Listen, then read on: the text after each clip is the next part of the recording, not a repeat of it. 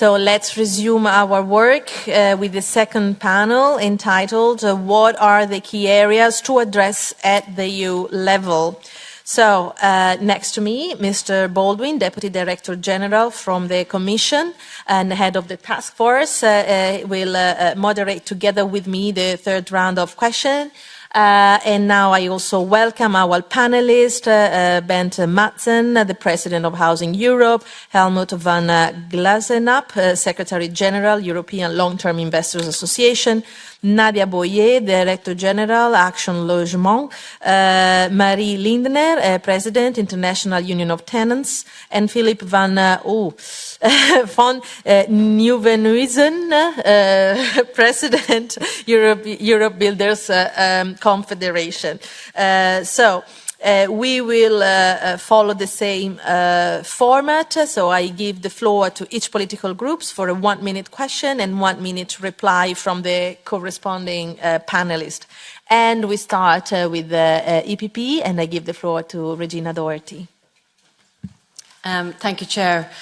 Chair, the Commissioner, when he was here, suggested that the delays in planning don't have really any material impact once the planning permission is ultimately given, whether it takes 3 or 5 years. And I would respectfully disagree. We have a wastewater treatment plant applied for in Dublin in 2018. 7 years later, the planning permission was refused. And the material benefit or the cost is that what should have cost 560 million 7 or 8 years ago is probably going to cost 3 times that amount. And in the meantime, we can give no planning permission for new houses in the Greater Dublin area. So there's an absolute material impact. My question is probably really for my colleagues here based on what the Commissioner said earlier on. I personally, as a new member of this House, don't have a problem if the Commission make the much needed actions that are needed to be taken right now, as opposed to waiting for us to do 12 or 18 months of a report. We all know the actions that would have a material difference now. State aid rules, looking at the blockages of planning, looking at finance. There's a whole lot of things that we could address now. So I suppose my question is to my colleagues, not necessarily to the panel. Do we have an issue with the Commission taking the necessary engagements right now, and then we can supplement them with the recommendations in 12 months? Otherwise, we are going to be sitting here, déjà vu, month in, month out, having the same conversations with each other, which is of no help to the citizens of Ireland who can't afford to buy houses right now. Thank you very much, Regina. I agree, but I think that we are all here, and I have to be honest, I'm very pleased to see such a great engagement, and also the first few meetings of the committee that we've done have seen a great participation also from our colleagues. So I really hope that all of us can share this urgency and desire to work for delivering something that has an impact. But you brought up the issue of permitting. If you allow me, I would like to hear Mr. van Nieuwenhuizen. Maybe he can tell us something on this aspect from the builder's perspective. They have something they want to say on this. Yes, thank you, Chair. In fact, our members experience these troubles every day. We need consistency of policy and speeding up the permitting and zoning procedures. We would like to see that review procedures would be limited in time also. And I think European institution or European Commission could give guidelines for that, if not binding rules. And especially in renovation, splitting, transforming and retrofitting existing building stock, which already exists, so there is nothing new to be done, only the use is changing. It represents a very huge reservoir of possible houses, and shorter terms there should be made possible as soon as possible, because there, especially SMEs, are ready to take up the glove and accelerate in making them, transforming them into affordable houses. And maybe, this is something I didn't hear yet, but in permitting, there could be made use more of AI. There are parts of that could be really done by AI. I hope that answers for the moment. Thank you. Very interesting. Thank you very much. Now I give the floor to Andreas Schieder for SND.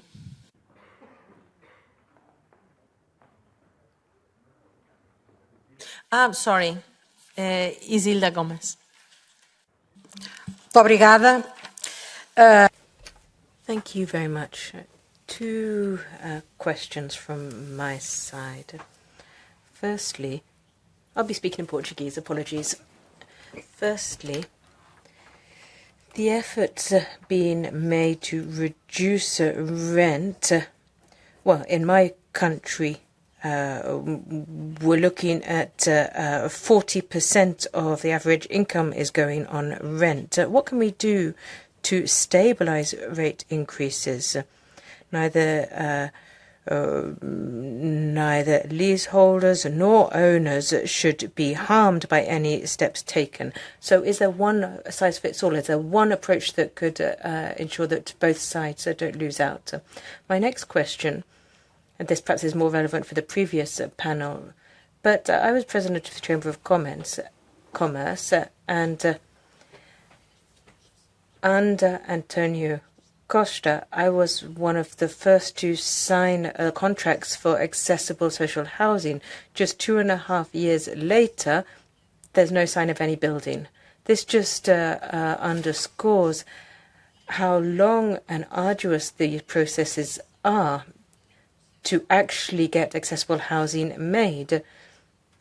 We need to cut red tape across the board so that we can move forward with what we actually have to do, that is the building.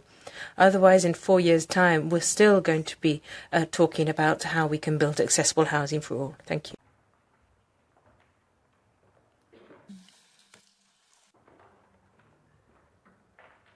So maybe we can start with Mary Lindner for tenants.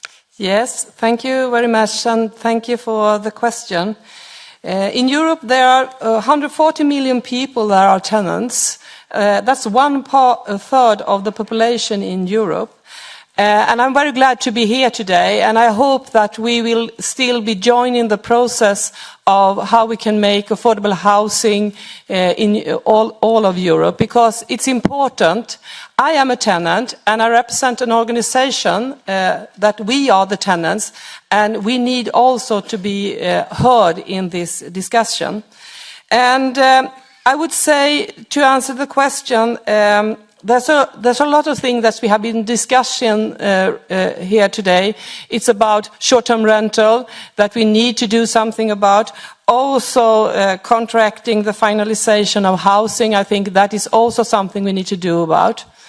But I think the most important thing, if you talk about that we should have an increasing of social and public and affordable housing, I think also it's important that we take a goal for it, that every municipality around Europe should have 30% of affordable housing, and that we connect it to a fund. If you should make a suggestion, I think that is something very good.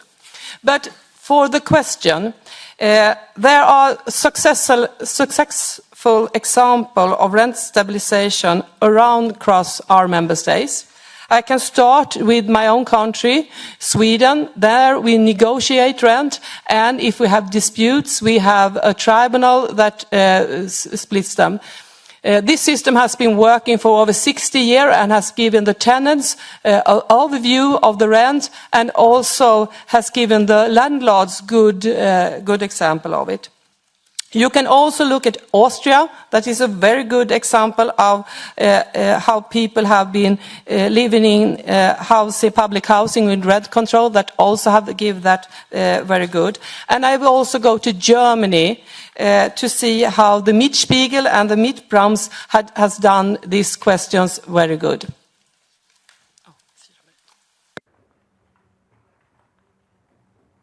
Yeah. Mr. Madsen for Housing Europe, maybe? Yes, thank you. To go back to your question, what can be done in Portugal, and you have increasing rents, and you will not harm the people having actually owning the houses. I think the only thing you can do there in the beginning is to create some kind of a subsidy. But when we step a little further back here and to establish housing systems which in fact are sustainable from the beginning, I think we have to look into the funding and the task force and EIB have to look into a stable funding system here. So funding is one of the most fundamental things, and it's not, as we did maybe 30 or 40 years ago, all paid or the funding coming from the public sector. We can have funding in a PPP system coming from the private sector, but the guarantees can come from the EIB, so that we can have affordable funding, so to speak. Then we can use very few of our common taxpayers' money to create a very cheap funding. And the next thing, which is very important here, is that in many of our countries in Europe, we have leakages. We create social housing or affordable housing, and also in Portugal, 40 years, maybe it's only 10 years after, 20 years after, you actually put them on the market again, and you lose many of the money of the taxpayers' money. So we have to create a stable system where you have the cheap and the affordable homes in the long run. And when you have that, you can create revolving funds.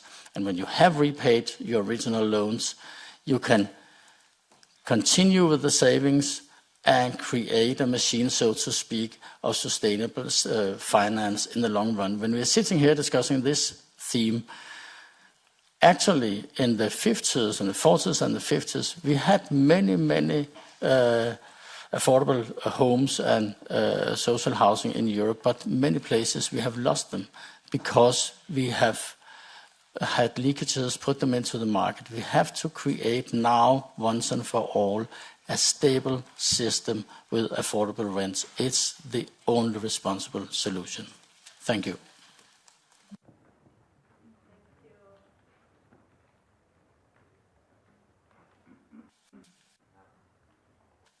Thank you very much. Now I give the floor to Alessandro Ciriani for ECR. Grazie, Presidente. Thank you, Madam Chair. Now, the Commissioner earlier said that the combination of different measures, private and public intervention, will allow us to raise billions, which will make the difference. And basically, there's this great European housing plan, which is desirable, let's put it that way. But he didn't only say that we needed to invest in quantity, but also in quality, and made explicit reference to the energy efficiency of housings, those that are to be refurbished and new ones. But if we look at what happened in Italy with the 110 bonus, I would ask you and would advise you to first of all look at speculative, distortive practices to do with building materials, because there's an increase in demand, and secondly to avoid financing the economy in India, China and Japan, because they are the countries that dominate when it comes to producing energy efficiency materials, heat pumps, insulating material and so on. So you might end up with quality housing, but you also want to make sure that that works to the benefit of the European economy. Thank you very much. I would give the floor to the Secretary General of LT. Yeah, thank you very much. European Long-Term Investors Association represents national promotional banks and institutions, so financing is our topic. We provide a lot of financial support. Our members provide a lot of financial support for social affordable housing as well as energy efficiency in housing. And we discussed this afternoon already a number of issues I don't repeat them. But what is important is each and every member state is different, and they are addressing all the issues in a different way. Sometimes better, sometimes even more better. So here I have no say on this. But the financial support is going to address the individual system. And so we see that financial support created by the different member states and sometimes even the regions is quite different. So if we would like to address the issue very on the short term, it is crucial from our point of view to strengthen existing systems, to look into them, how we can make them better. But if we start from scratch with new systems, I fear this will take too long. So we need to look into existing systems and how we can integrate more financial support in the existing systems. If we are looking how to do so, I think experience is key. Our members, and we are cooperating here very intensively with the European Association of Public Banks, we together financed in 2023 375,000 dwellings with more than 50 billion euro. So that's a lot of money, but obviously it's not enough to address the issues. So here, this is something we need to work on. We have to look at the topics, and it was asked before in the previous panel how the cooperation with the European Investment Bank and national promotional banks, regional promotional banks is working. We are at a starting point. We are in discussions with the EIB, and part of the existing financial support is also lending of the EIB to national promotional banks, because the EIB is not able to go in all the smaller pieces in all the smaller countries, and here we are very we are cooperating in a very well way, but this needs to be strengthened as well, and whatever the European level would like to do should take this into account. I will stop here. Thank you.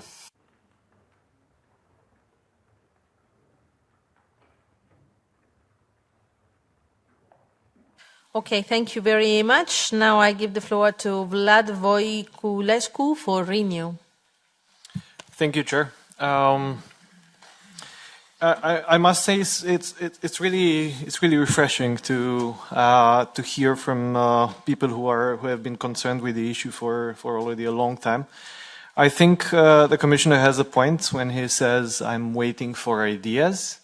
And I think we have here some of the people that can provide us with these ideas. We've already heard some, and I think the topic that I've heard most often was financing, and I happen to agree that financing is instrumental here if we want to have more houses, better houses, for more people, and that is not only an affordability issue, but it's also quality, sustainability, accessibility, and inclusivity issue. So, if I may, we've heard Mr. Madsen earlier on the instrument of guarantee, that is basically a multiplier for funds, private and public funds, to work for the housing crisis. I would love to hear more about examples from countries. We know that instruments that work in one country won't work in others, but the past tends to be a good teacher for the future. So, successful stories.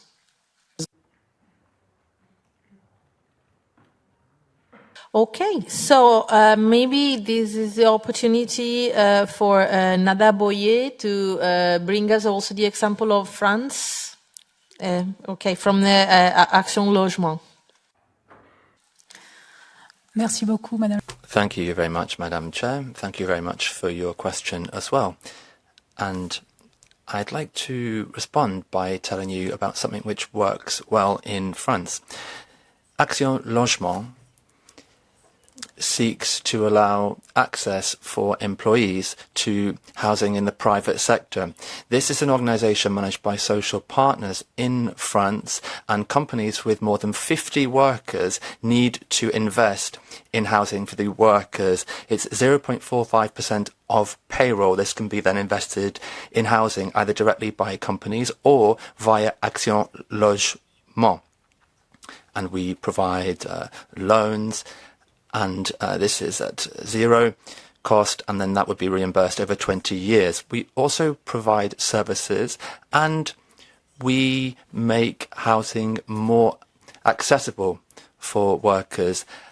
This is either, this can be through rentals, for example. We can give better prices for people who want to buy their homes. This will reduce the amount of borrowing they need to make, and also we'll help young people with their first properties. We, in addition, provide guarantees. One very famous example in France is the Visal guarantee. This is for young people and workers who need to move for a job, and this is funded by Action Logement, and this guarantee covers up to 36 months of rent, and 1.5 million people have benefited from this since it was introduced in 2016. And we allow sort of lower prices.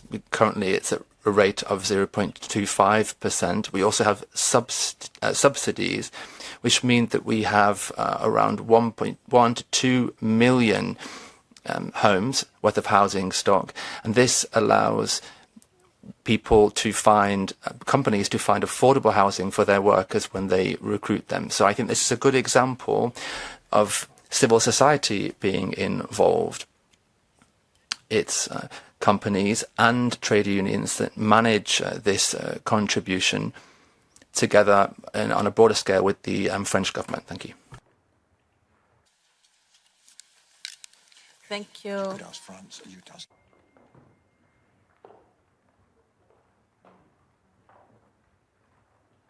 Okay, so maybe we can also hear from Bent Madsen, maybe also some Danish experience or other experiences.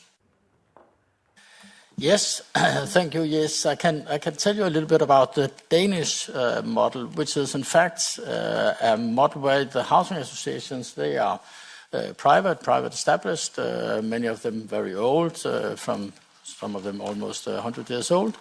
And they borrow on a market, on a bond market, there to finance new homes. And then when they have repaid the loans initially, and they are 30 years before you have repaid them, you pay the last installment forever. And this last installment, 2/3 of this last installment goes into a revolving national fund, and 1/3 is in the housing association. And this funding subsidizes new production, and it subsidizes refurbishment, and it subsidizes renovations and large-scale renovations. Not at the local small renovations, but large-scale renovations. And also investing right now very much in accessibility, because many elderly people are in the home, so lifts and things like that, and also redesigning of the urban structure, because we have, as all of us have, many big housing areas in concrete from the 60s and the beginning of the 70s, and to tear down buildings, new roads, and have so to speak, a new beginning of some of these areas. So it's a large scale, and also building damages. When you look at the public sector and the subsidies from the state, they are in fact zero, and sometimes because of technicalities, in fact negative. So a funding system like this is very robust in the long run, because there is no leakages, and the secret weapon here is no leakages and a non-profit system. And in fact, the PPP system for the financing comes from outside, it comes from the private sector, but you have this mutual guarantee inside the sector to have a very low funding costs. So this is the basic ingredients of the Danish system. Thank you very much. Now I give the floor to Vicent Marza for the Greens. Gracias, Presidente. Thank you very much, Madam Chair. I'll be speaking Spanish. Well, first of all, I'd like to thank the various speakers who have presented their positions. When we talk about the promotion of affordable housing, but also protecting tenants, I have two very specific questions. Perhaps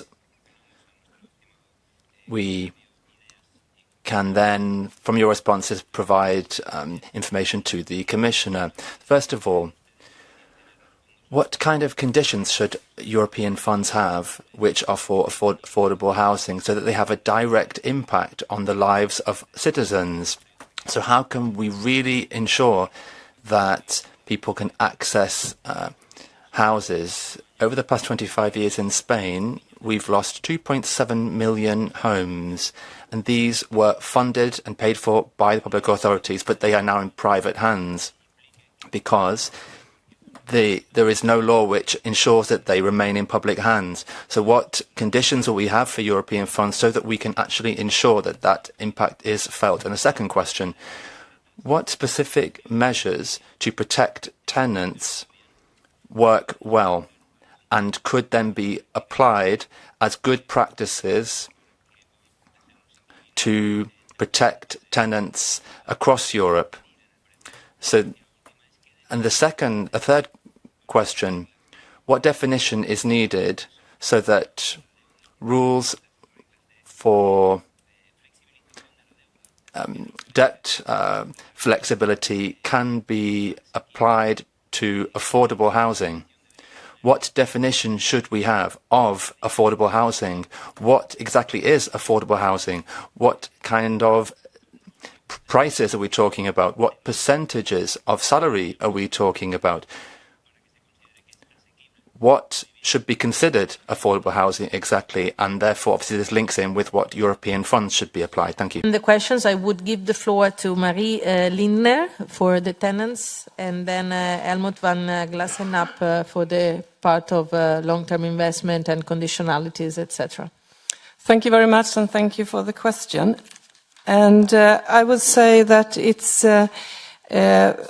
for the house to stay in the municipality owned. I think we need to regulate so you can earn money on real estate in the way we have been seeing how you can do.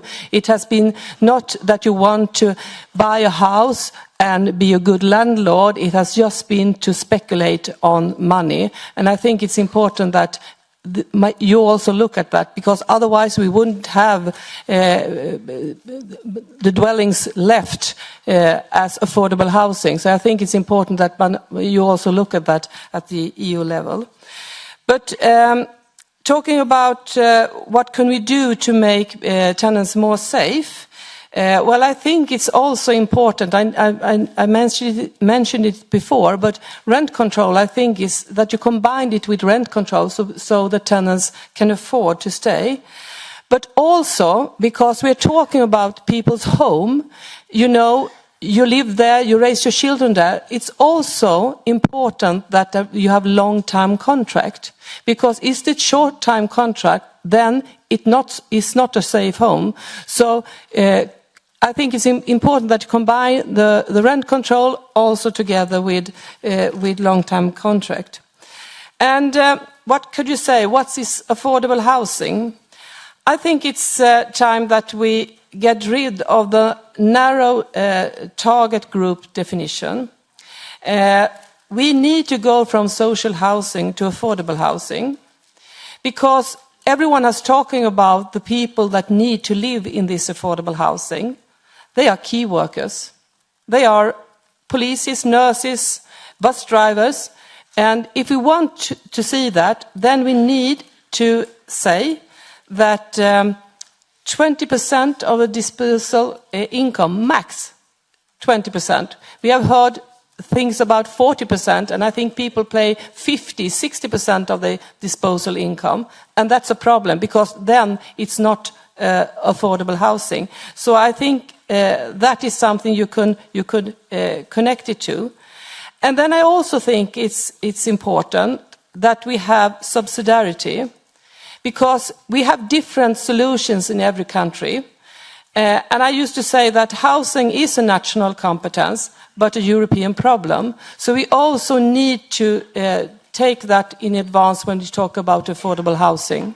So that is what I would say. Thank you for...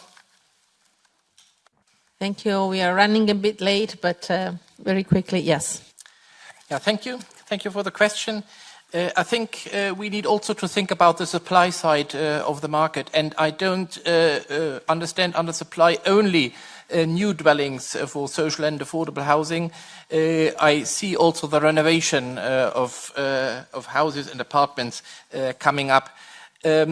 We can do so only including private investors, and in a way that really the definition of what is social and affordable housing is respected also by private investors.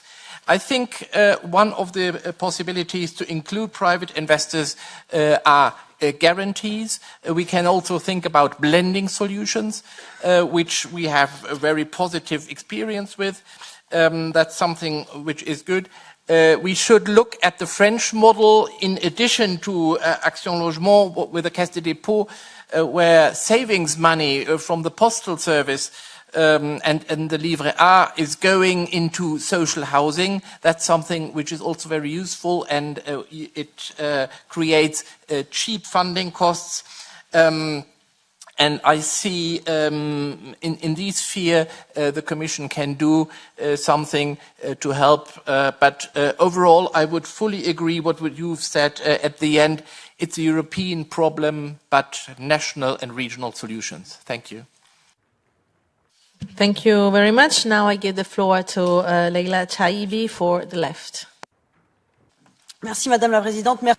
Thank you, Madam Chair, and thank you for what you've said.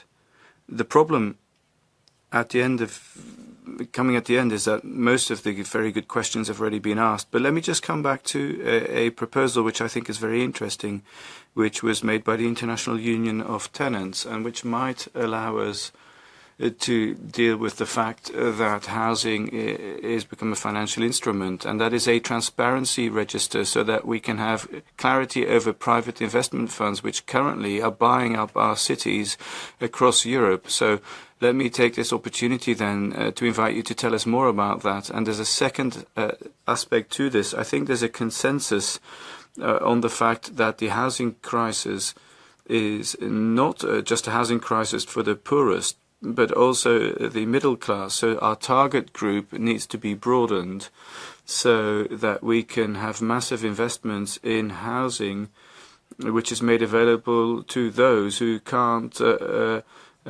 have access privately, and their number is increasing. But what can we then do to make sure that we don't forget those who need social housing the most, those that would benefit from social housing, and that they're not overlooked, because we're also investing in affordable housing for the middle classes? Thank you.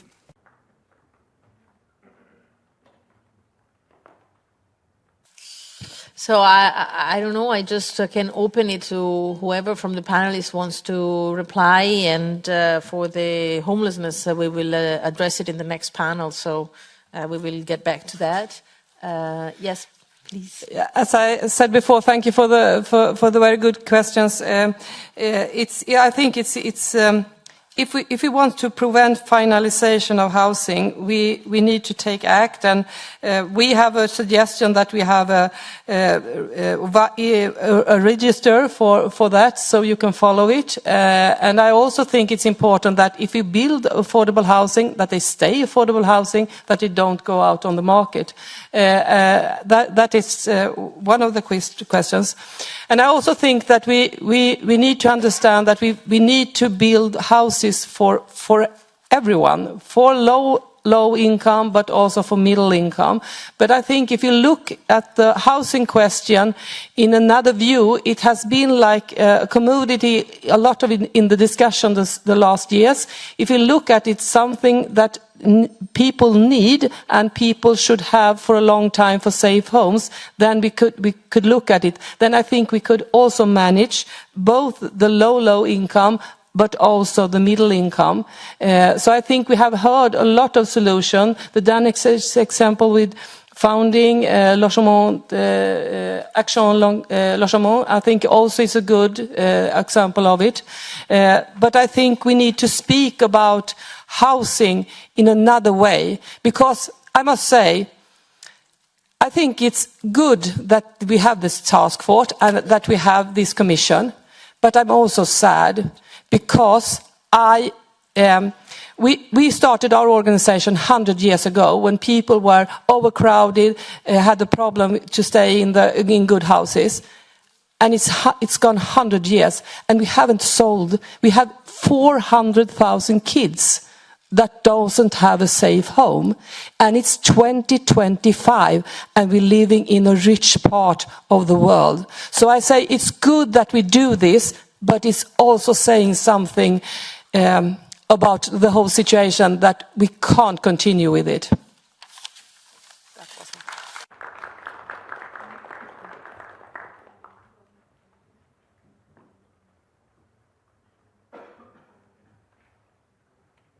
Okay, now I have a request from the floor from Isabelle Kalenek. Oui, merci, Présidente. Ma question s'adresse...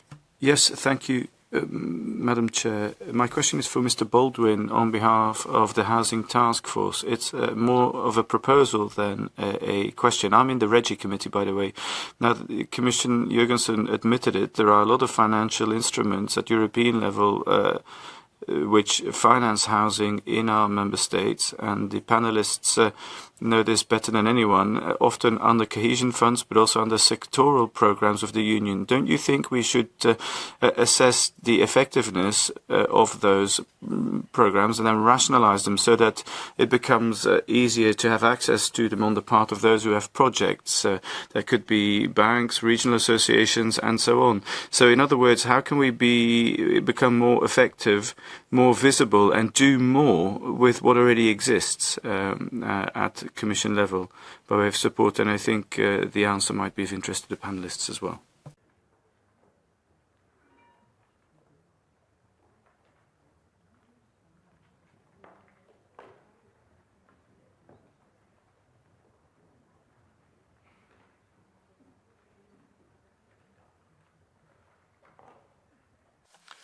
Well, I'm being modest. I'm not sure that you want to hear from the Commission again, but seeing you've asked me a direct question, I think you heard what Commissioner Jornsson said about the need to look again at these different funding streams. He listed them, as you've said, to see how we can make them more efficient in support of this precious, limited public money that we have at the European level to support the private finance.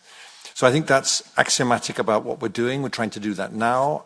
Our colleagues in DG Regio are working hard and will, I think, be coming forward shortly with the plan to help us inject more liquidity into the system through cohesion. And of course, I'm speaking so far above my pay grade here, we also need to think about this for the future in terms of how we manage these funding streams in the future, in a future multi-annual financial framework. So your question is very well understood and noted. And then perhaps with that, Madam Chair, we could open the floor, if we have a moment, to some of the other stakeholders to invite some further responses from the panel. Yes. So if there are other attendants of the conference that would like to intervene, we have one of the panelists that wants to... That's great. If the panelists want to come in, that's fine. Yeah. Let's have a discussion. Yes. Good afternoon, everybody. My name is Philippe Loosveld. I'm the Managing Director of Building Europe. We are the pan-European umbrella organization of real estate residential developers in the private sector and home builders in the private sector. So we think it's very important to be here today and to work all together, because we think that It's only with working together, private and public, hand in hand, then we can face this very big challenge for affordable housing, because everyone deserves a roof above their head, of a decent roof. Of course, it has been discussed. And we are very happy, Mr. Baldwin, and also other people today, that we are in close cooperation with you to work on our common goal, because this is really something that we should need. We are all in the same family here, the European family. We need to do this for the next generations. Thank you so much. But we have also Mr. Van Nieuwenhuizen. Van Nieuwenhuizen, thank you. In fact, I wanted to come back to the European funding. I think a clear mapping of European funding that is available for construction and renovation within the housing strategy should be made by the Commission, because I think now the landscape is too scattered. To add one suggestion is because we are talking about two seemingly colliding ambitions, affordability and sustainability, and I think we should change our approach. We're looking at costs, but we should look at value. In fact, if we spend, for instance, 40% more on sustainability, and we look at it with life cycle costs and total cost of ownership, in 50 years, these 40% extra might be an 80% saving. And then we're not even talking about the climate effects, we're talking about financial effects. And if we could change the system and finance houses instead of house owners, or property instead of property owners, then I think there should be big steps can be made, because we have a more long-term perspective on amortizing the costs. And for this, European funding could provide for transitional costs, because we have to change the system for that. Interesting. I had a request earlier on from a lady in the back. Thank you. Good afternoon. Emmanuel Cos from the International Union of Property Owners. So we represent the private sector, owner-occupiers, co-owners, and small landlords in Europe. So I just wanted to briefly react to what has been said, especially by Mrs. Le Callennec. I think she's absolutely right. There is a lot of things already done at EU level, but we need to better streamline all the efforts and optimize the use of all the EU financial instruments. Another thing that is very important for us, and I think it's really a good opportunity that we are working together on this housing topic here at EU level, is really to better coordinate all EU policy and their impact. There are lots of things done. There is no direct competence on housing, but there are lots of EU policy that impact housing, and we really need to look at how to better coordinate these policies. And of course, we need to share best practice. There are lots of things that have been mentioned today, but I would just also would like to add that we have also the principle of subsidiarity in housing, and it's a fundamental also to national housing policy to keep this principle. So unfortunately, there are not many actors from the private sector on the podium, but we hope that we can be involved in the future in the discussion, and we are looking forward to collaborate with you. Thank you.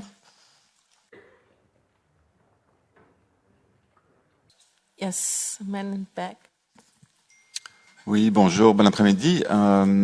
Good afternoon. I'm Frédéric Sallier. I'm from the United Nations Programme for the UN Settlement Programme of the United Nations. Now, a number of different speakers have underscored the fact that the housing systems across our member states are very diverse. That's true. And that's a major challenge for the European institutions, of course, because they have to come up with a coordinated answer at union level, even though there is that diversity out there.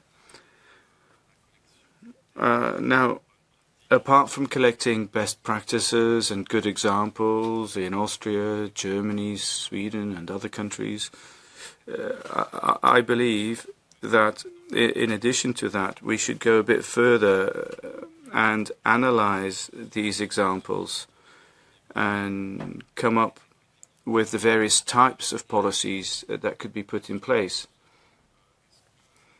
And I'm just wondering, the task force,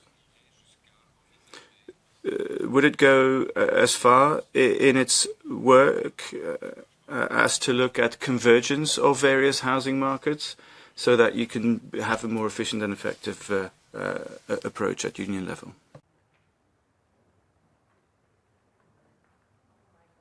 It's all kicking off.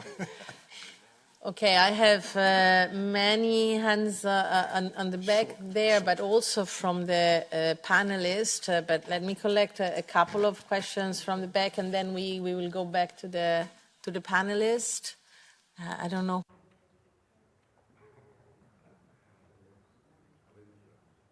Okay, I don't know. Yes, the lady in front of me, in the back, and then the. I'm assuming you're talking about me, right? Yes. Okay, awesome. Sorry, Roosmarijn from the Dutch Green Building Council. I have 2 offers and 1 question. So the offer is one in the Netherlands. We're researching exactly this. So across country with Dutch and Netherlands about affordable housing within sustainability. The second is, which also my question is about, how are we making sure that all of these houses that are being built are also climate adaptive? Because that's where both of these things come in, right? So climate adaptation, how are we taking this into account? And then the final offer is, in the Netherlands, we have this framework for climate adaptive buildings, so we're offering for everybody to use this. So my question is, how are we incorporating climate adaptation in this? Thank you.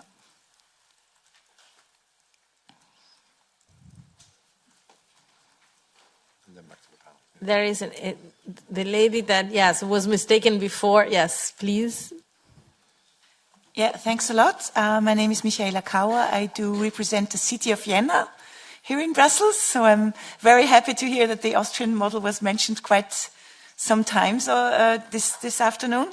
I would like to just give a little bit of message of relief to everybody, because there is already a lot of data out there. The city of Vienna and our mayors have been very active in the field of social and affordable housing, not only in Vienna, in Austria, but also on European level. And we have been working together with a lot of stakeholders since many, many years to develop proposals, but also to work on data and the database and all the requests for a lot of good examples and good practices and data, they are out there. So I think it's the question also rather to make good use of all the available data than just producing new data. So we are also happy to share our expertise in this field if wished. But I think that I wanted to make one comment, and that's echoing a little bit to what others have been saying. When it comes to EU policies, what is needed most is not another, for instance, with regard to state aid, not another consultation about what is already in place, but maybe a consultation or an open debate about what we would need to improve the situation, because the consultation on what is already in place, this we have had since many years, several times already. So going for a new definition that allows also to respect the principle of subsidiarity and enhance the provision of social housing to affordable housing would be something that we really need fast. We cannot wait much longer on this. This has been mentioned quite a few times. So thank you for your attention. I'm really sorry we are over time. Thank you very much for your contribution, but we will also come to visit Vienna to learn more. We need to close. Let me just give the floor. I think Nadia Boyer asked the floor to add something. Merci beaucoup. Thank you. Just to conclude on this, I think we are all working towards the same objective, but it's not just about playing off private against public and the poorer against those a bit less poor, and then refurbishing and decarbonisation and so on. But there's a common denominator to all of this, which we need to look at, and that's price. And I think we need to have some long-term thinking about the price of housing and the cost of housing, and that's where, at European level, a difference can be made.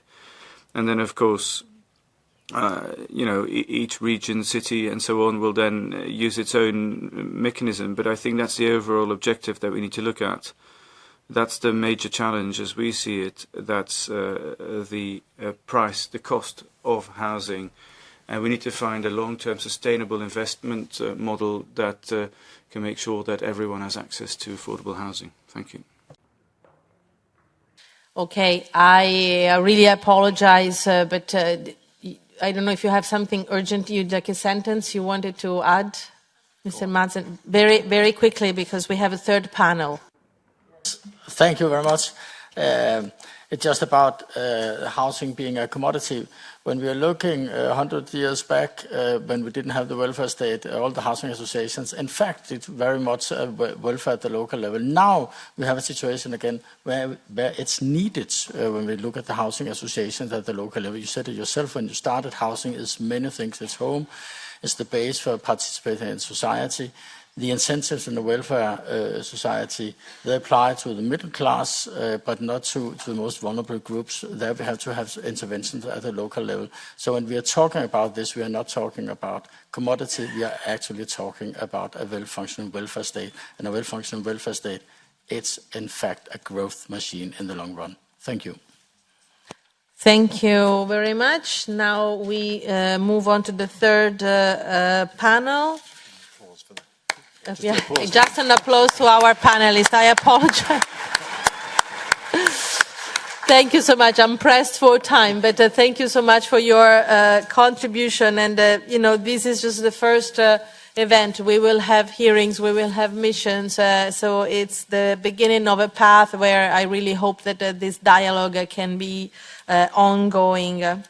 So the title of the third panel is What Best Practices Can We Learn From?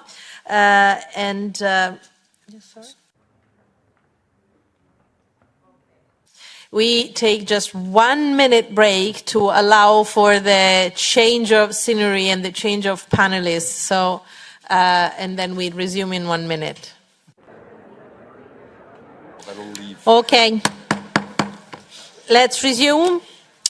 Okay, so I welcome the panelists for the third panel. So now I will call you, so please raise your hand so I can see where you're sitting, because otherwise I'm not going to see you. So Mr. José Luis Cunha, Office of the Portuguese Secretary of State for Housing, Portugal. Okay. Mr. Jules Van Dam, President of Executive Committee of FEANSA. Mr. Oliver Rapp, Executive Director, Building Performance Institute Europe. Welcome. And Marieke Kolstek, President of the Maasköpel, Director of the Housing Association Hef Wonen, on board member of IVES. Yes, long title. Okay, so welcome. And then we have Emilia Lodzinska, Deputy Mayor of the City of Gdańsk for Spatial and Housing Development, who's connected in remote. I've heard she had some problems with the mic. I hope it's been resolved. If she can hear me, welcome. And so we follow the same format. So I immediately give the floor to our MEP. We start with the EPP, Isabelle Lecalenac. Oui, merci, Présidente. Je voudrais, au nom du PP... Yes, thank you. On behalf of the EPP, I wanted to point out that housing remains a member state competence, but we do believe that we should be investing in construction and renovation. We are waiting from member states and the Commission in the EIB of proposals and financial instruments that will work on both in the private and public sector. What we call upon the Commission for is a good practice study as part of this third round table. There are a couple of issues which are of particular importance to me, and I would like to put these to our panelists.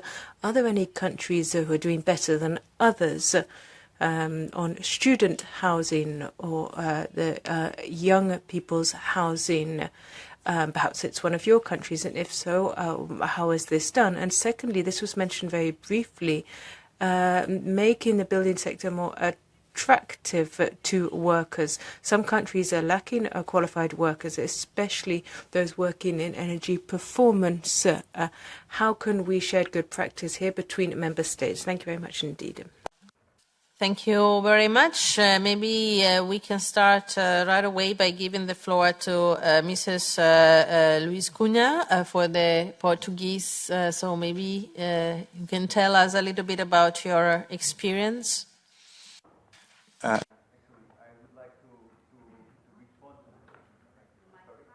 Okay. I would like to respond to the specific questions of Ms.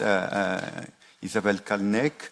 But I would not say that the best practice is in Portugal. I would not pick student housing or youth housing. Yes, recently there was a program of support to house purchase by youngsters, which had a good adhesion.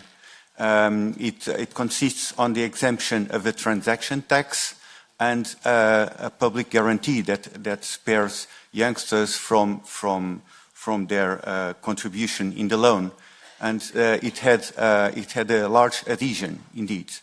But there is a financial instrument that was used in Portugal for urban renovation, which was very successful indeed, and is now going to be applied to housing, which is the IFRU 2020. The IFRU 2020 is a financing tool for urban renovation that combines grants and loans, and combines also public financing, public funding and private funding. So financing is given by by commercial banks, which are selected by a tender, and they collect funding from the EU or from grants from the EU, also loans from DIB and some national contribution, and they add €1 of private funding for €1 of public funding. And it was very successful. It went up to 1.4 billion euros of loans, 400 operations. It was a good case. So now the challenge is to extend that to affordable housing. And to that there is also a very interesting thing, which is an affordable housing framework. I don't know if I shall stop for now, but...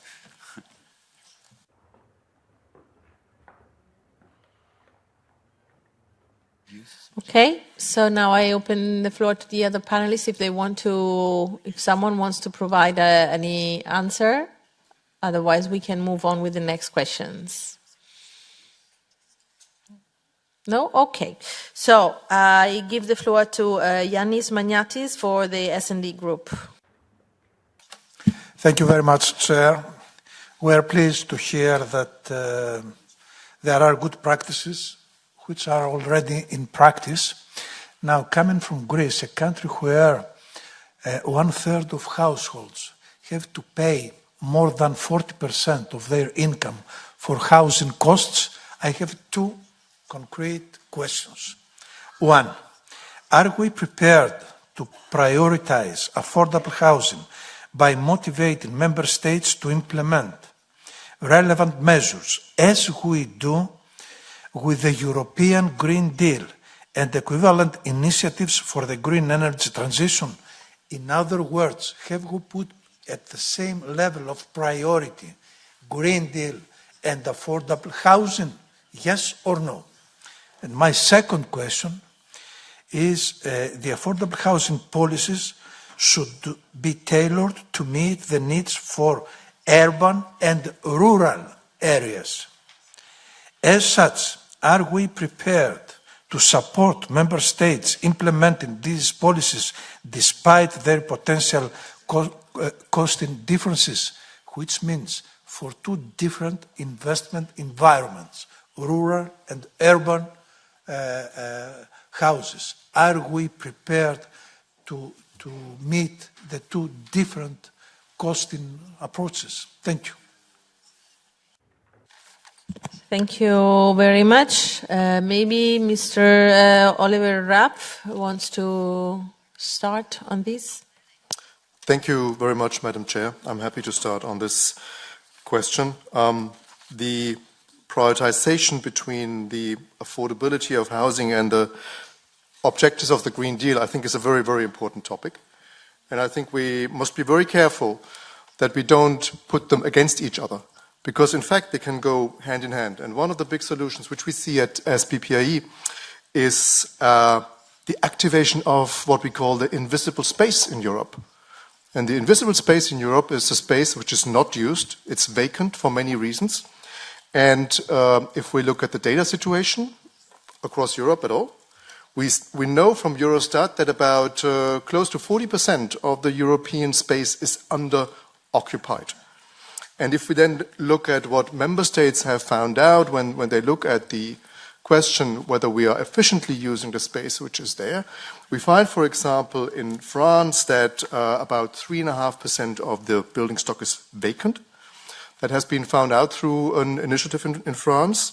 We know from a project in Poland run by Habitat for Humanity that about 1.5 million units have been identified as vacant in Poland. That's 12% of the building stock. And actually 63,000 vacant units are owned by the public authorities. So there is an enormous opportunity to activate this vacant space, which requires often a change in zoning laws. It requires new incentives for the owners. It requires the lowering of barriers to transform, for example, commercial real estate, office real estate, into residential buildings and for residential purposes. So if we activate the vacant space, we will solve this opposition of affordability and sustainability. Thank you. Very interesting. Any other from the panelists would like to chip in on this? No? Okay, so we can move on to the next question. I give the floor to Klara Dostalova. No, she's not there. Nora Junco Garcia for ECR. Thank you, Madam Chair. I will speak in Spanish. Pues seguramente que podemos aprender de muchas. I'm sure we can all learn from good practice in neighbouring countries, and this has to be done so we can improve our knowledge in this area. In Spain, we have an additional problem, that is the merging of town councils. Now, if you want to provide accessible and affordable housing, you need to deal with this. We have an inefficient administration, and a vast majority of our municipalities have less than 20,000 inhabitants, and this leads to problems with town planning and building modern housing. Other European countries have merged these small towns, but we have not yet done this. The Public Administration Institution in Spain has confirmed that in 2023, that if we maintain this fragmented approach, no effective public housing policy could be implemented. So what we need is less administration, fewer political jobs, and lower taxes and better public services. In order to achieve this, I would ask the Committee of the Regions and the EU to consider when granting funds in future, make the law of on the merging of municipalities obligatory in Spain. I'm interested to hear how the implementation of this merging has been elsewhere. So that's my question for the time being.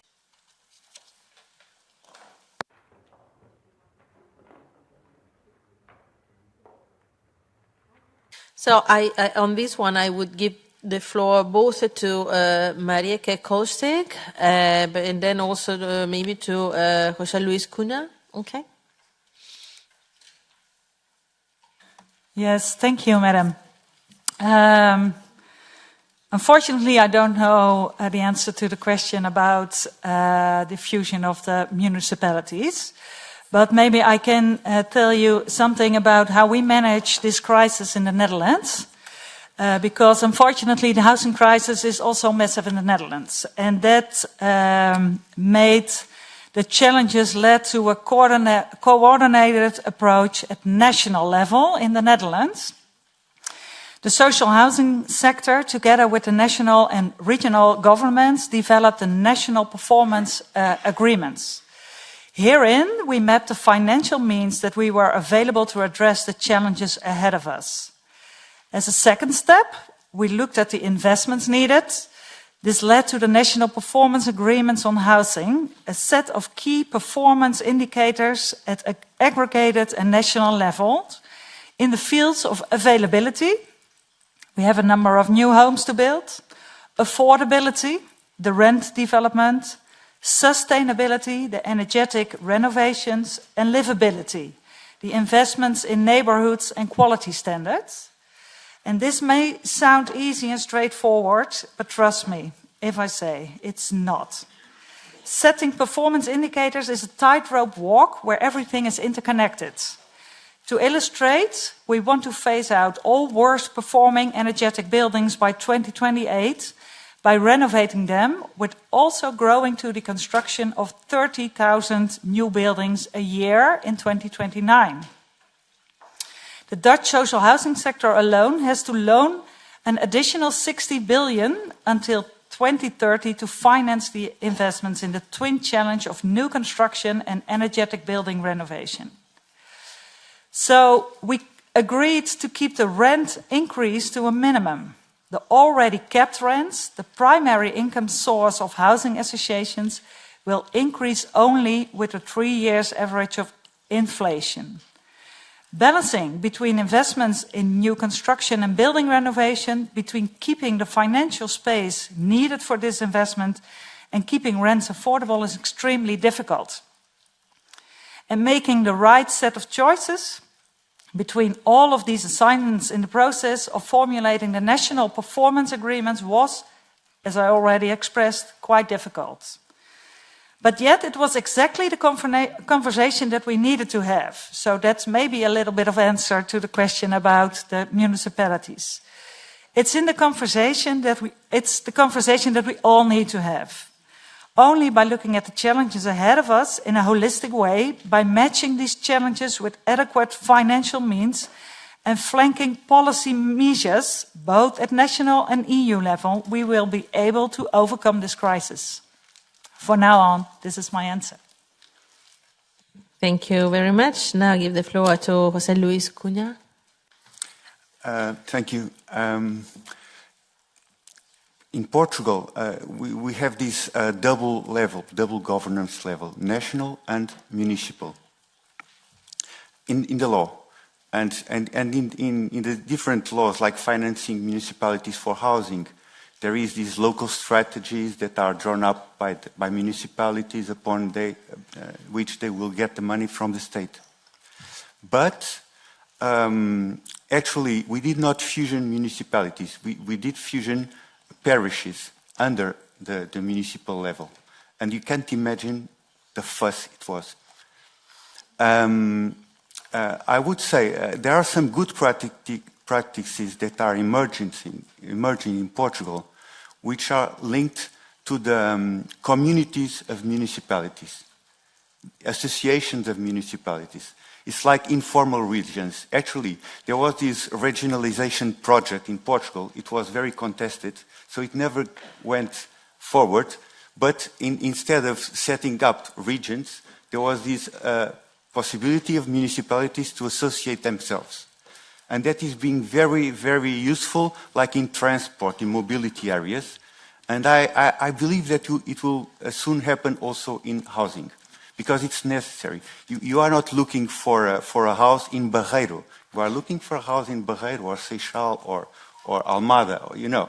And so I think that could be an answer, because you don't extinguish municipalities, which are very important sometimes to work like anchors in the territory, but you work at a superior level, which is not national. Okay, thank you very much. If the other panelists don't want to add something to this, I would move to Brigitte van den Berg for Renew. Barry Cogan. I'm speaking for Renew.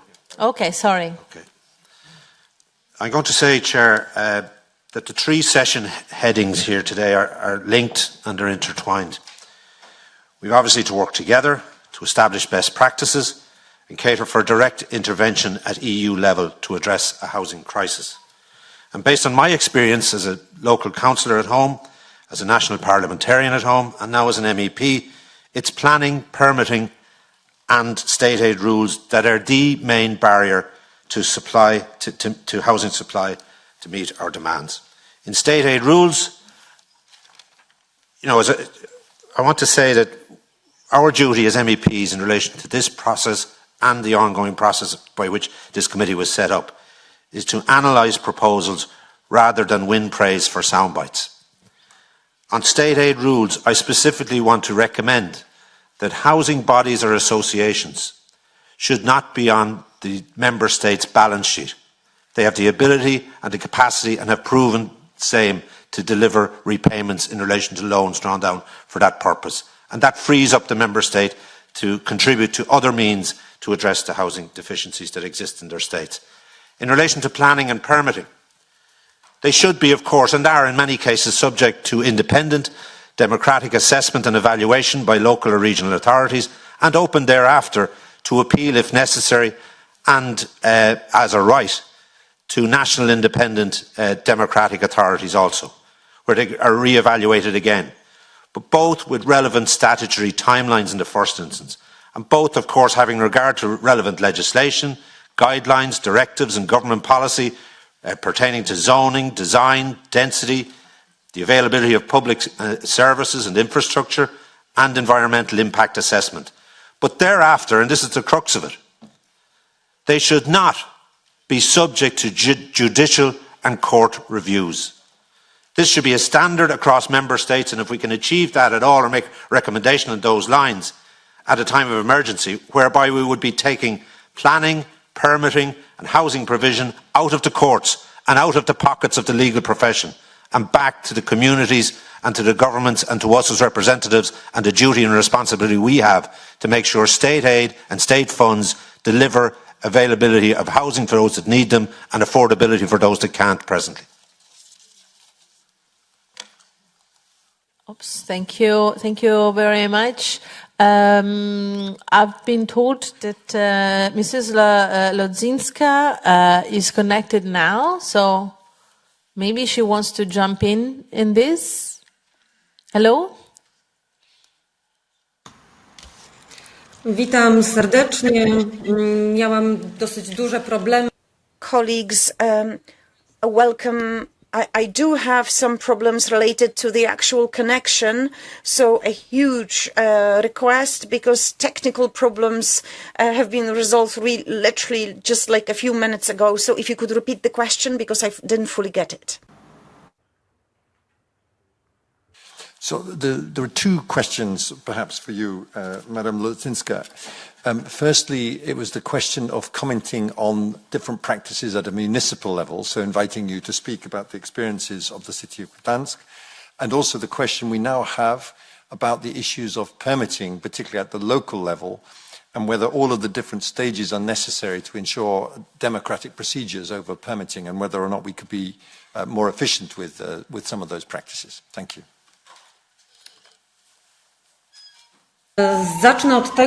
I'll start with the first. Currently in Poland, including the city of Gdańsk, there is a lot of debate about accessibility of especially social housing. For years now, the support that we've had has been deemed insufficient. based on estimates, we still have a gap of 1 million of such units that would be made available to people with lower incomes. If you look over the years, we see this gap only increasing, and this is actually one of the priorities for current government. Last week, actually, on Tuesday, there was a new draft act adopted. It will change the act that we had in place so far on support for social housing. And so there will be new financing available to support this sector. This is very important for us as municipal governments or local governments. For years now, we've been waiting for such a support. So we are glad to see that now not only those who actually construct will be supported, but also those companies that decide to create new social housing projects. The city of Gdańsk cooperates with such businesses that provide such solutions.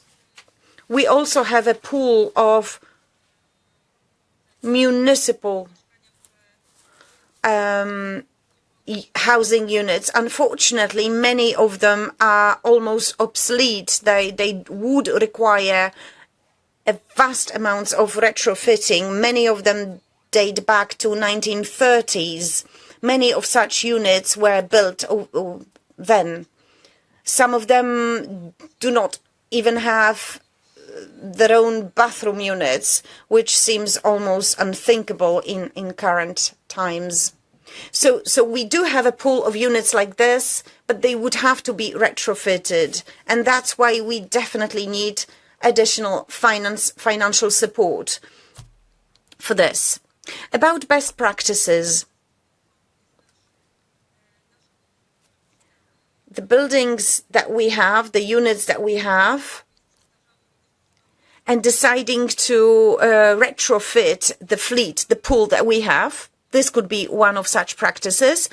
But this goes in parallel with other projects, creating and building new units. As a result, the waiting list has been declining, has been becoming shorter. I'm talking about people who are waiting for such units. We try to stay balanced in this approach,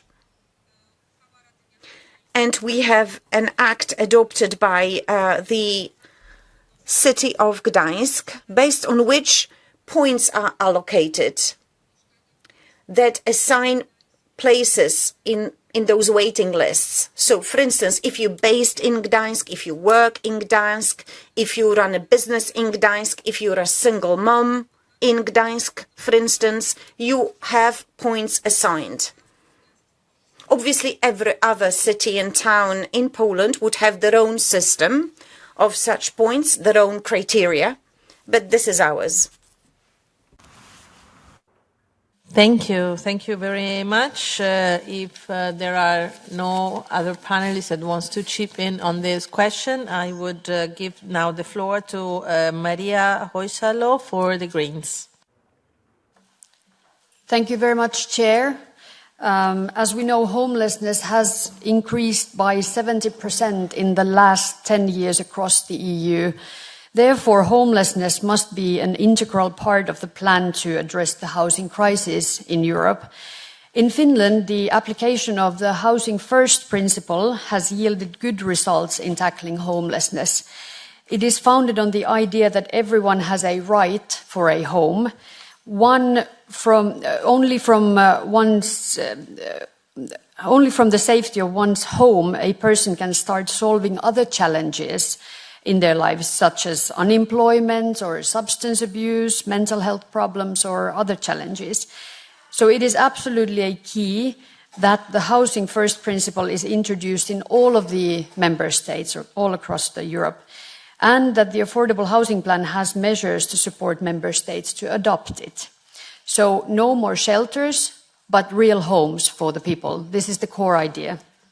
So what would be your key recommendations on how to incorporate the Housing First principle in the fight against homelessness?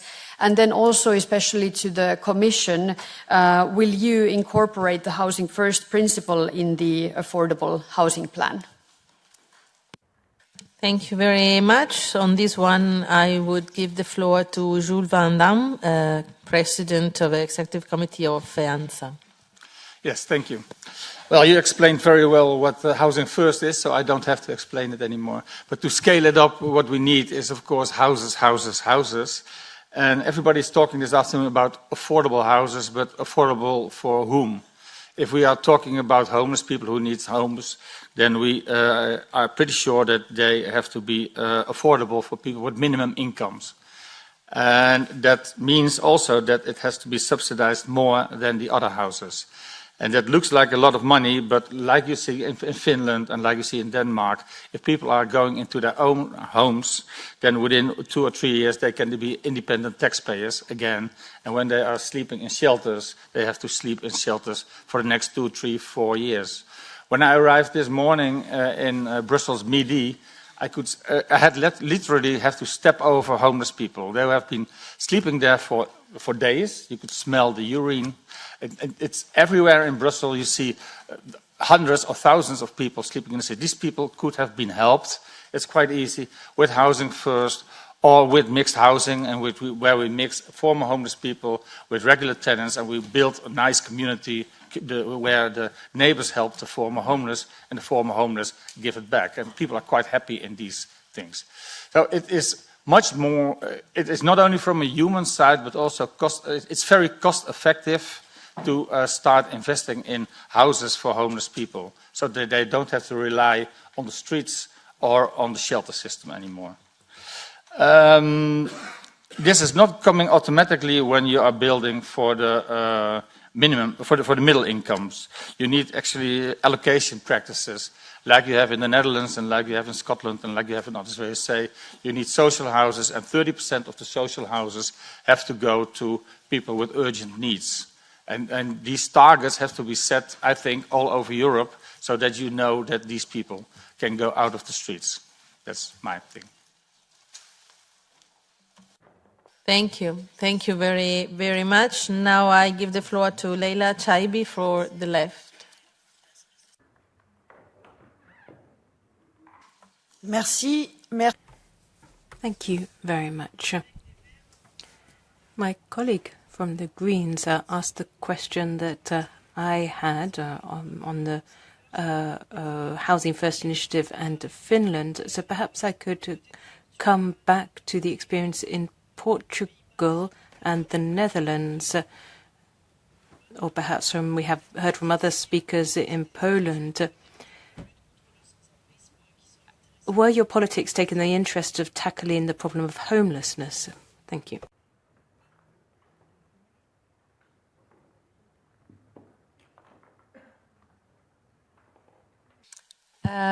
Yes, Mrs. Kolsteeg, thank you, Madam. Yes, I totally agree with both human but also financial. How do you say voordeel? Voordeel. Advantage, yes, of course. Advantage of Housing First. I have experience with Housing First too in the Netherlands, also in Rotterdam, the city I have my company in. And I also agree with that on the streets and in the station there are more and more homeless. But I brought myself a calendar, a tier-off calendar, this afternoon with 365 invisible homeless people that are people that live, sleep on couches and will be, if we are not building the houses very quick, will be homeless too and will be visible. So what I would like to ask, to do Housing First, Mr. Van Dam also said it, we have to build housing first. So if you, please, quick, can do 3 things for us as a Commission. That is, first, revise the state aid rules. Second, revise, please, the state aid rules. And the third is, revise, please, the state aid rules. so we can triple, really triple, our building of houses for middle income.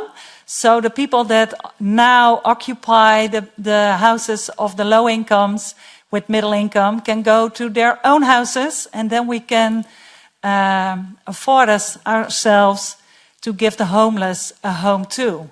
Please revise the state aid rules. Thank you. Quite clear. Now, yes, may I shortly react? Of course, I agree that there has to be built many houses for middle incomes. But building houses, like I said before, building houses for middle incomes doesn't make automatically houses for people on the street or for people with minimum incomes. Yeah? You also need to build a lot of houses, especially for people with minimum income.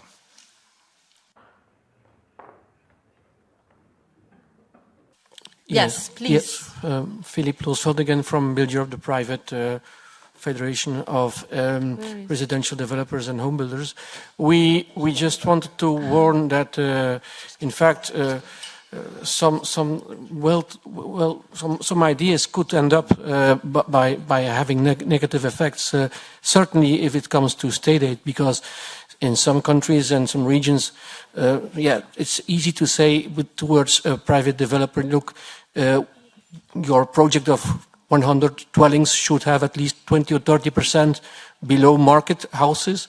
The problem is, of course, if there is no compensation, that what we call péréquation, is that it's maybe could become a little bit more cheaper for the 20%, but what is happening in the market is that the loss on the market price is going to be recuperated on the 80% of others on the project that are going to sell. So in fact, you punish the newcomers in the cities that want to buy good, sustainable houses by, in fact, if you do not having these compensations, this could create a negative effect, a reverse effect. You want to have it even more cheaper for the people, but you make it more expensive for 80 or 70% of the people. And so be careful what you're wishing for. And I think we should have very good compensations and also may be able for the private sector to go directly on the market with in a fair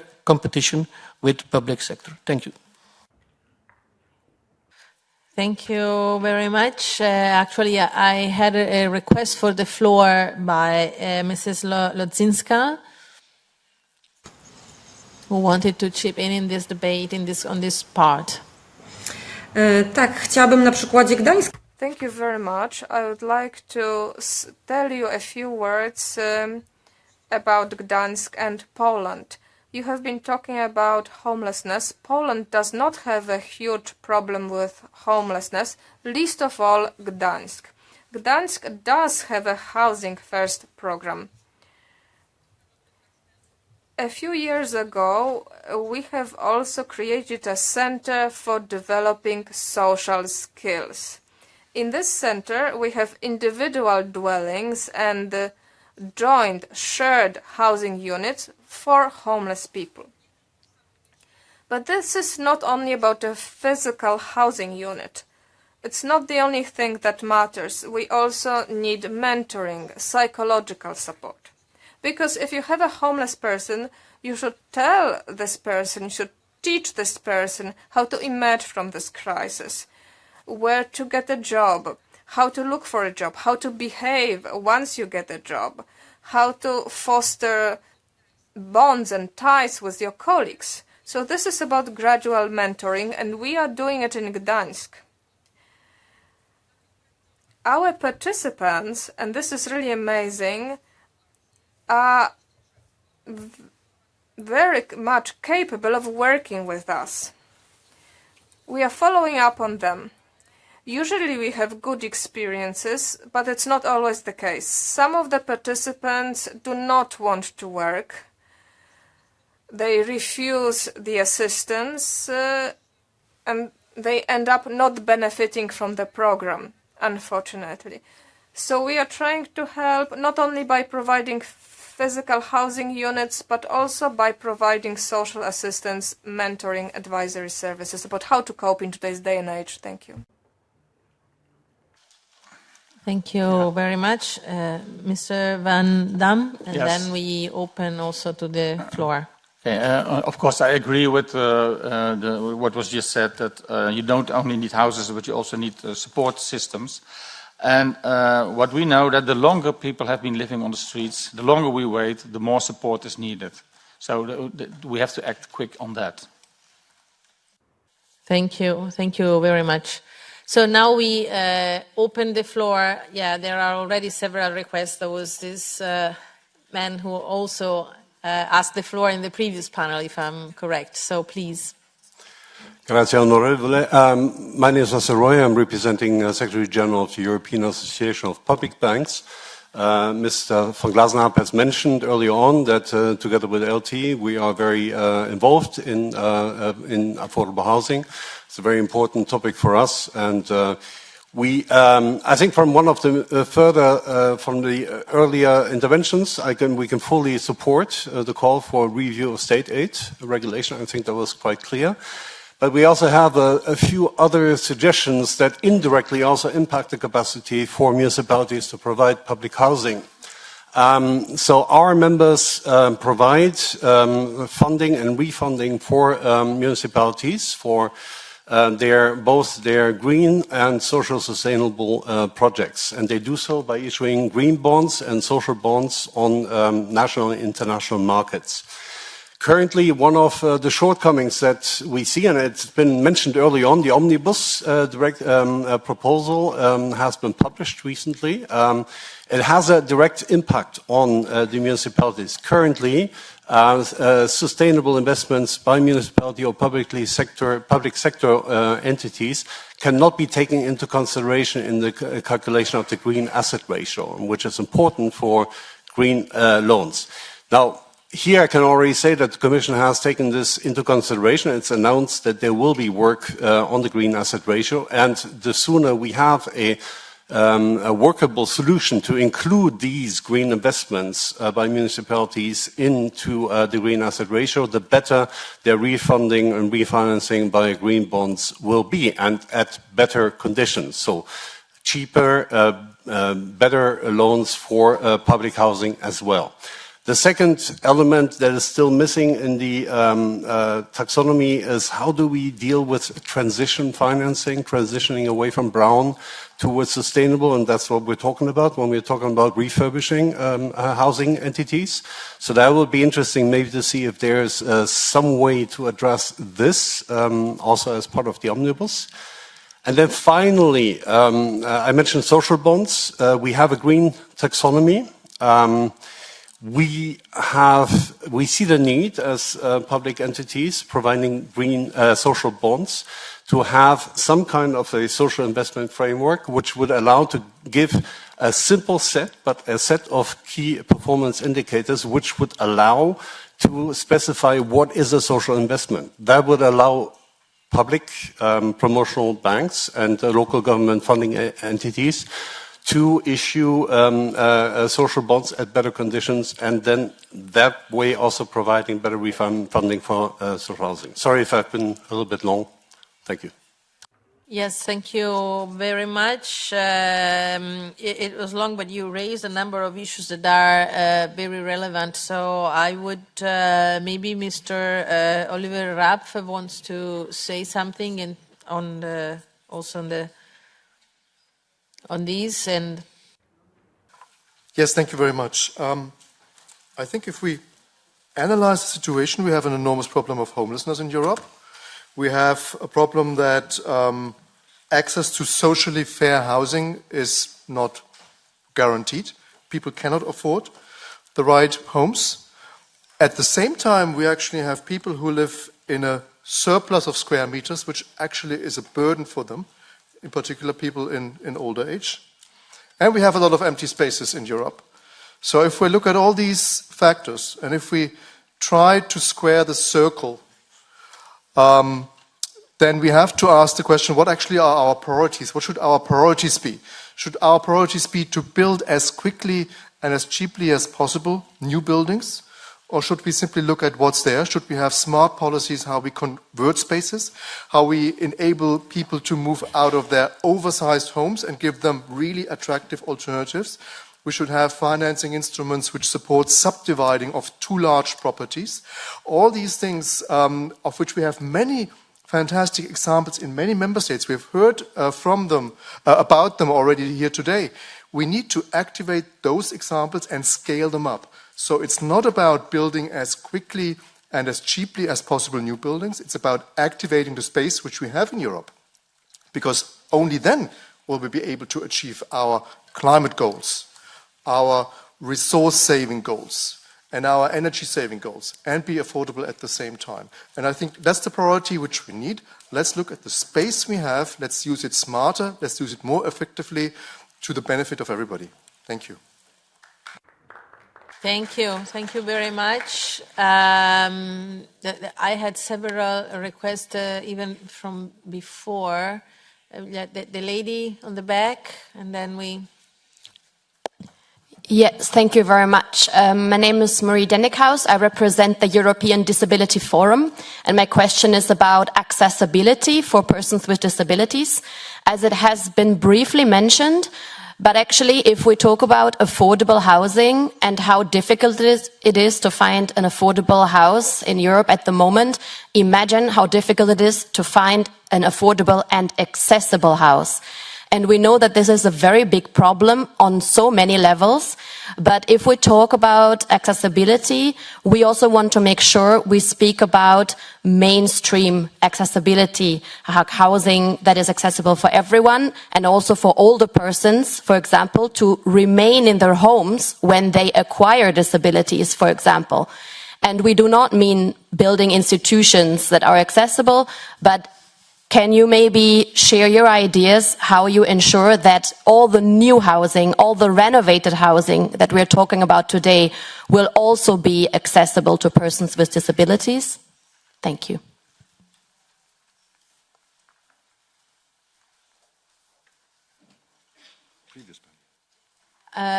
This actually, I think maybe someone even from the previous panel, if they wants to chip in and answer to that.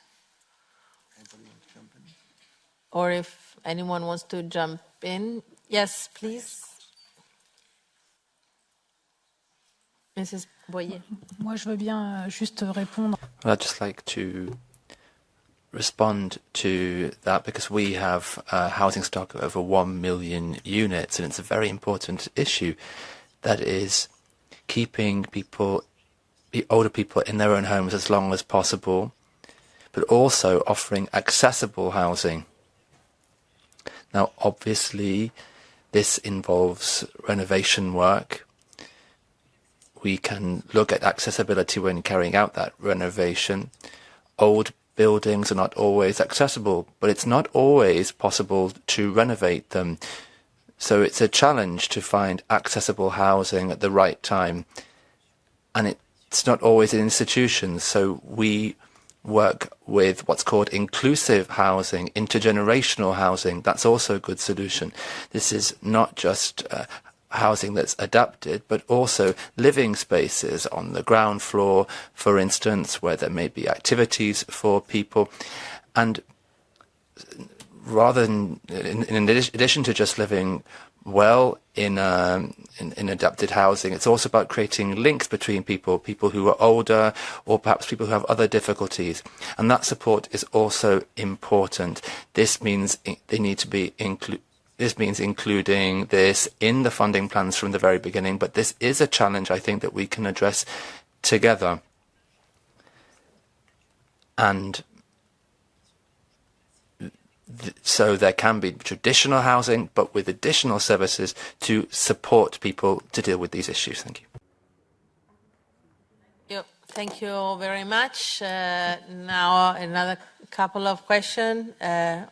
Yes, the guy on the back. Hello, my name is Goran Jeras. I'm representing a European Alliance for Cooperative Housing.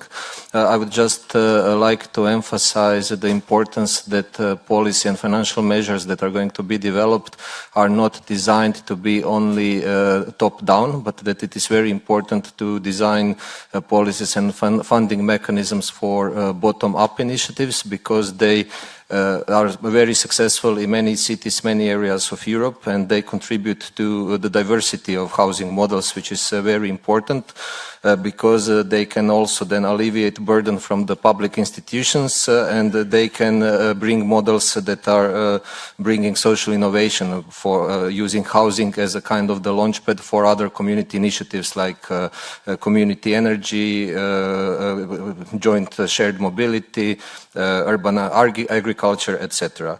And finally, I would say that it is clear that currently Europe does not have financial infrastructure which is needed to address this huge problem properly. So it is very much needed also to have support instrument for creating new financial institutions, being specialist banks or funds or intermediaries on all levels, also transnational but also local levels, who would be able to actually distribute funds to the final beneficiaries. Thank you. Thank you. Let me collect a couple of questions and then we close. I had a request over there. Yes.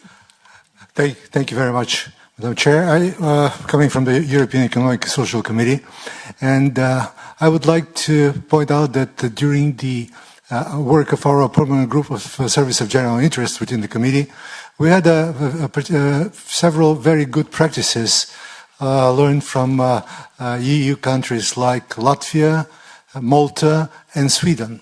And I should say that these are examples that should be looked at from the other countries as well, because they have a different approach, they have a different success, but I should say that they had a very dedicated approach, much stronger than in some other EU member countries. So that is the reason why I would suggest that if there are no updates on that initiatives, especially Malta has a special ministry on housing. Latvia has a special program on refurbishing the houses and sustainability.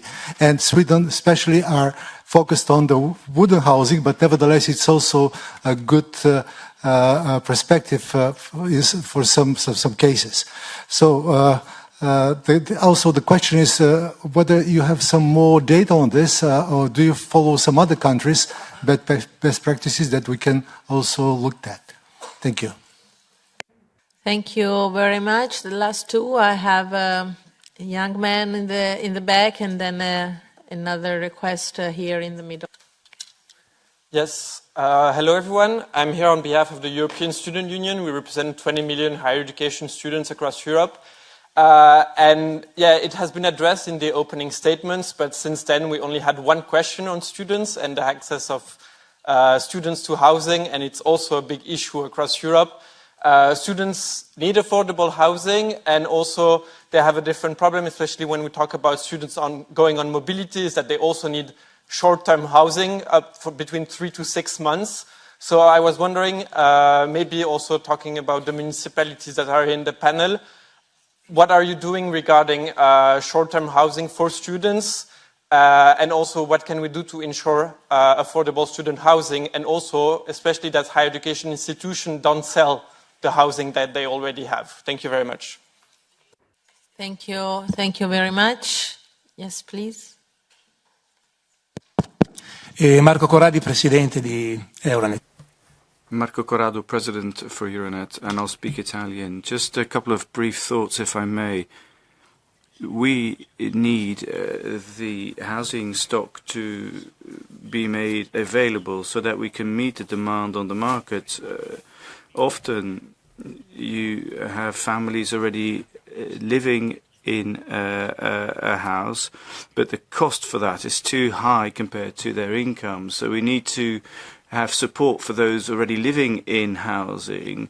When it then comes to improving the offer, the housing offer, then of course all various aspects need to be taken into account.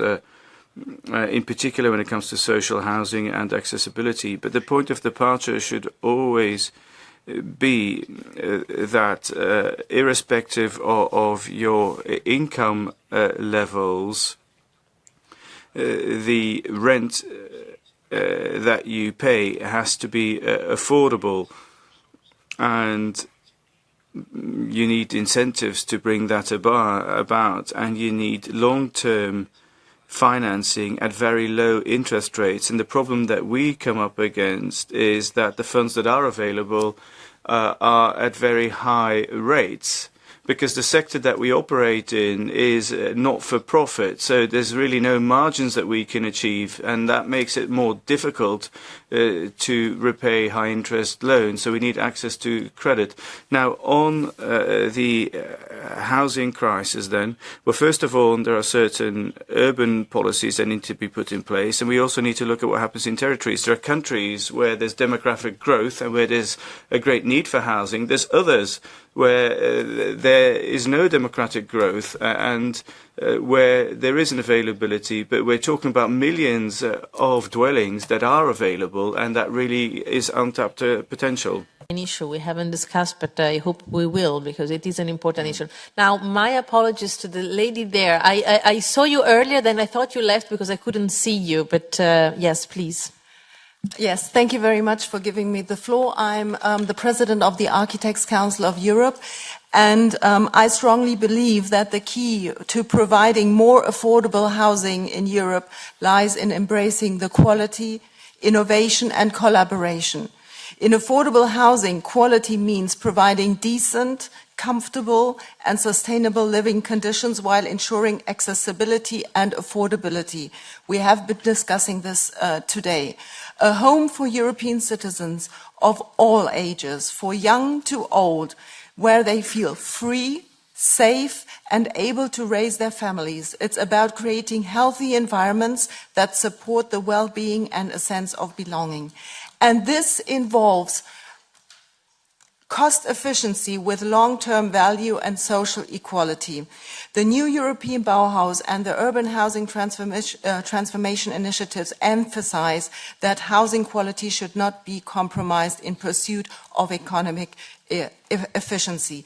And in this respect, I believe that we must advocate for architectural design competitions and more public procurement to ensure creativity and excellence in improving permit procedures that are quicker and faster.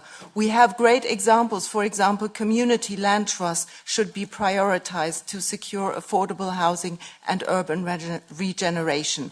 And the last thing is advocating for favorable taxation and renovation schemes, inspiring so that we have the possibility to both incentivize public and private investment. Thank you very much. Thank you very much. Now, what I would do, because we collected many different questions, I can give the floor to each one of the panelists and they choose which question they feel they want to provide an answer very briefly, or if they just want to have a short concluding statement. We can start with Marieke. Yes. I think I already gave you my statement. But last of all, I simply will empathize with all the cooperative models. Tenants, bottom-up is asked for, disabilities is asked for, tenants compared to house seekers, homeless, invisible homeless. I think we simply have to use everything we have in our bodies to make this crisis go lower and give everyone appropriate housing. That's my statement. Thank you. Thank you very much. Now, if she's still connected, I would like to hear Mrs. Lodzinska, especially on the issue of student housing, since Danske is a very, university students' city, if I'm not mistaken.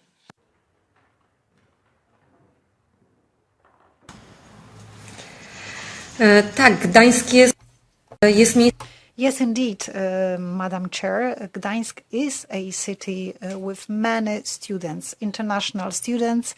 We do have a fantastic university, both in terms of humanities, medicine, and technology. So yes, indeed, we are quite a destination for international students.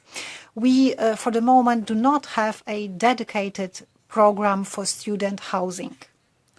Not yet.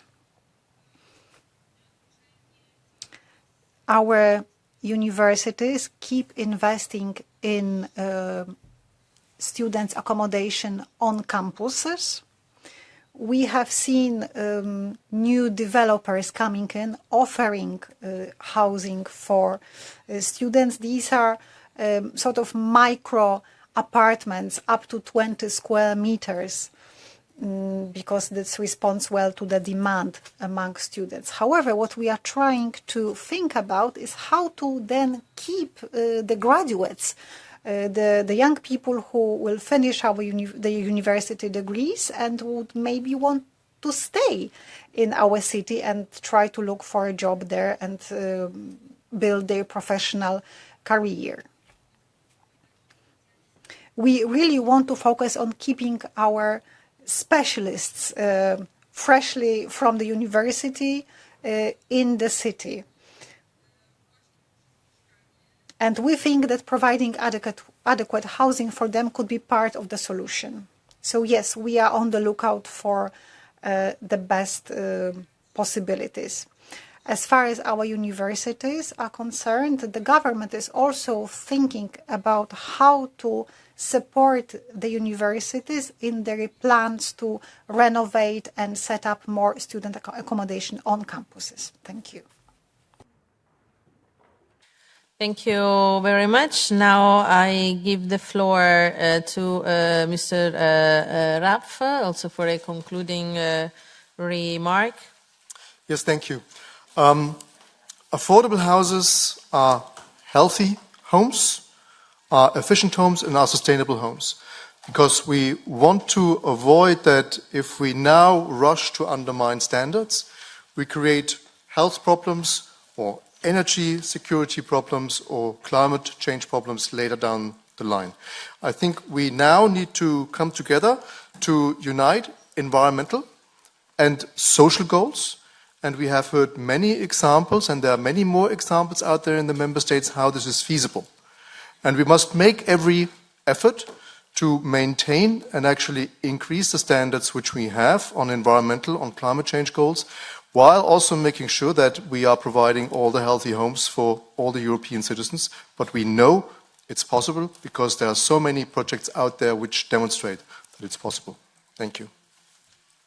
Thank you. Thank you very much, especially for the optimism. We need it. Now I give the floor to José Luis Cuna. Thank you. I would just say that the right to housing is a responsibility, a basic responsibility of the states and public entities, and they should always think about that when their citizens are not having this right fulfilled. But the state has, and public entities have lots of limitations, so it's useful to mobilize other initiatives and other investments. But when you do so, meaning like non-profit or profit investments, you have to understand the logics of investments. So if the state can spend money and only requiring like a basic sustainability, a non-profit will demand that at least costs are covered, and the profit, a private investor, will demand a minimum of return, and especially it will compare this return with other alternatives. If you don't have this present, you don't mobilize it. Thank you. Thank you very much. Now, Jules Van Dam. Thank you. I can summarize quickly what we want as Fianza from the Affordable Houses Plan. First of all, building more houses by social housing companies, which are affordable for people with minimum income. Secondly, setting targets of the percentage of houses that need to go to homeless people. Thirdly, earmark EU funds for housing and support to homeless people. If this is done on a necessary scale, I think we can solve homelessness. It's actually not that difficult. Thank you. Thank you. Thank you very much. I know that we could keep talking and discussing and sharing, and I know that not all the questions probably managed to get all the answers they were hoping for, but we are all still looking for answers, and I think this is the path we are going through, which hopefully will provide us with a better understanding of the problem, as we could see also today. You know, we have aggregate data that show an emergency which appears to be the same across Europe, but then behind this data there are so many different situations in terms of geographical differences within the same country, rural versus urban, across different social groups and more fragile groups and middle class. So it is indeed a very complex issue. Students, I'm sorry we didn't have the time, but we will go back in the housing committee. We will have hearings where we will address that. We try to do that by adding that possibility in the recovery and resilience facility, and some countries have used the recovery and resilience facility to that purpose, and maybe we can learn something from that experience and trying to replicate something for the future. So there are tons of things to be discussed yet, but thank you so much for this opportunity, this first opportunity today, and I hope we'll keep this dialogue ongoing. And thank you so much, Matthew. I give you the floor for concluding. Well, thank you very much indeed. Firstly, thanks are to you, Madam Chair. We in the Commission like to think we're good at many things, but we can't handle a meeting like this and chair it as well as you've done it. Thanks to Jeremy and all the team in the Secretariat, to my own team in the Housing Task Force for helping put this together. We've been innovative. The Commission and the Parliament don't always work like this. And I think we've set a good precedent for how we're going to take this consultation forward, and also with the other institutions, such as the Committee of the Regions, the Economic and Social Committee. Let's work together for a really strong consultation over the coming months. Secondly, the question of national competence. Marie-Linda, I think, made a very good line when she said, it's national competence, but a European problem. And then quickly behind her came Helmut von Glassenap, who said, yes, but we need European analysis and we need national and regional solutions. What you're both doing is channeling your inner Ursula von der Leyen, who said in July in her political guidelines that when it's a problem for Europeans, it's a problem for Europe. So we do need to look, and we've heard some of the issues today, at the policies where the EU can have some impact, and we need to address those.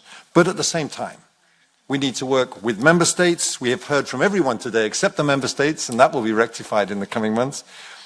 From cities and city networks, from regions, and work together to see if by looking at these issues together in this consultation period, we can find a way to add that elusive European value whilst respecting subsidiarity. And I think it then follows from that that this is the first such event and not the last. Tomorrow, we move on to construction. We have the high-level dialogue, consultative dialogue on construction, which meets tomorrow. There will be many such events.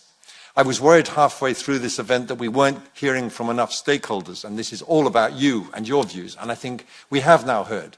I think I've heard from all the stakeholders who complained that they didn't have a seat on the platform, so I'm pleased about that. But there will be many other occasions in the coming months, and we want to hear all of your voices. Already, however, we've heard so many new ideas. We've heard some familiar themes, state aids, state aids, state aids. But we've heard some new ideas to me, and I'm new in this business, but we've heard about not looking so much at costs, but looking at value to try to drive long-term perspectives. We've heard about the importance of vacant space. We've heard about the vital nature of developing strong KPIs. We've already heard how things are working in France or not working in Denmark, in Portugal, in Greece, in Sweden, and in the Netherlands. These are all vital experiences we want to develop and share over the coming months. We've heard about the importance of ensuring sustainable finance to this sector. So, just in this brief afternoon together, we have learned an enormous amount. And then lastly, I want to come back to a point about the speed of action. You heard what the Commissioner said. There are some things we can try to move forward quickly this year, and again, he's mentioned some of them on state aids. Executive Vice President Ribeiro will be moving forward with her consultation on where we go with that. Executive Vice President Fito will be moving forward to try to inject liquidity into the housing market, doubling the amount of money that member states can spend on cohesion. And you've heard from the EIB and the EAPB and from the national promotional banks and others about the importance of developing this pan-European platform for investment. And I've learned some things today about how we can make that a dynamic and forward-looking process over the coming months. So I think in reality we can get the balance. We can start to deliver things along the way, working with our partners in the Parliament and elsewhere, and at the same time we can let all stakeholders have their say on this vital new area. So let's take the time to consider that, and let's come forward with a great report and a great plan. And I just want to come back to one thing that Marie said as well, about how sad it is that it's taken 100 years to get to this point.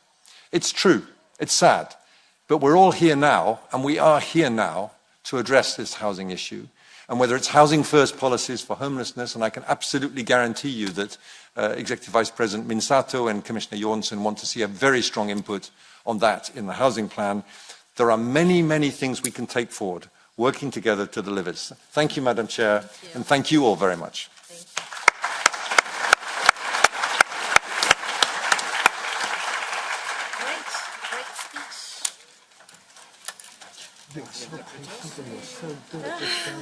I don't believe it. Jérémy, merci.